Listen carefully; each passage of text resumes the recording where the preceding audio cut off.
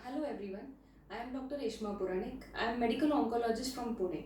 I welcome you all to the second session of our hematology and oncology educational series. Today we are going to talk about chemotherapy. Cancer patients generally eventually in their course of treatment do require chemotherapy. So whenever we tell a cancer patient that you are going to require chemotherapy, there are a lot of concerns and doubts.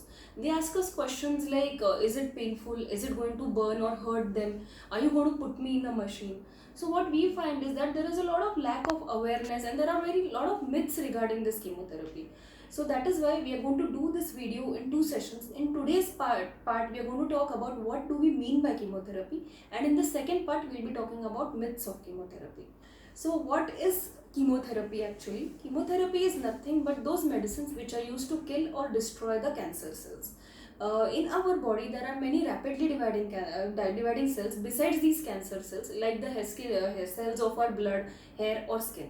So, the cancer chemotherapeutic drugs affect the rapidly dividing cells. So, in the process, they destroy the cancer cells and also can affect the cells of your blood, skin, or hair, and that is why there can be a little side effects because of these.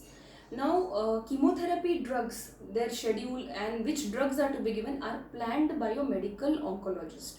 Now, medical oncologist is your cancer doctor who is going to decide what type of chemotherapy drugs you are going to require, what is the schedule, and how you are going to take them. So, these cancer chemotherapeutic drugs can be given single or they can be given as a combination of 2 or 3 drugs. Now, they can be given as a 1-day cycle, 2-day cycle, or it can even be a 5-day cycle. The gap between the 2 cycles of chemotherapy can be a weekly gap, 2-weekly gap, or a 3-weekly gap.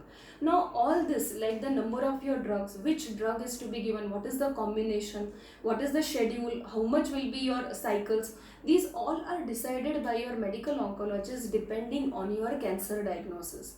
Every cancer patient is different and every cancer is different.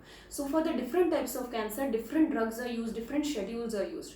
Also, the height and weight of the patient, the age and the performance status of the patient also decides which chemotherapeutic drug can be used. Like for example, many of our elderly patients and all, we do prescribe them weekly regimen so that they tolerate it better. So this is all planned by your cancer doctor. Now, there is a break between the 2 schedules of chemotherapy. This break can vary between a week to 3 or 4 weeks, and that is generally required for your normal body cells to recover. Like your cells or rapidly dividing cells of your blood, skin, or hair recover in this between period. However, the cancer cells do not have a repair machinery, so they are destroyed, whereas your normal cells recover, and that is when you are ready for your next cycle. Before each chemotherapy cycle, we tend to check your blood counts, that is a hemogram, as well as we check your organ function, that is your kidney function test or your liver function test. Now, if your blood counts are in the normal limits and if your organ function is adequate, your next cycle goes on as scheduled. However, if your blood counts are low or if there is derangement in your organ function or you are suffering from any side effects, your cancer doctor may delay or modify your doses.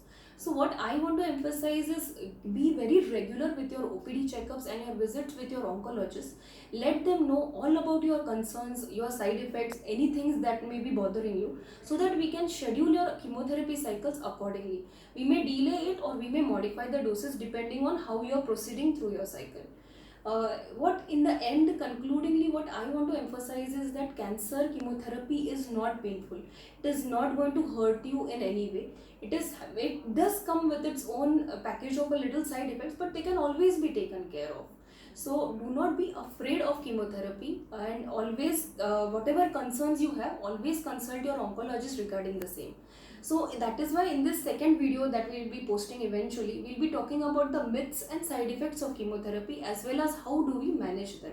If you like our videos, do subscribe to our hematology and oncology educational series. Thank you.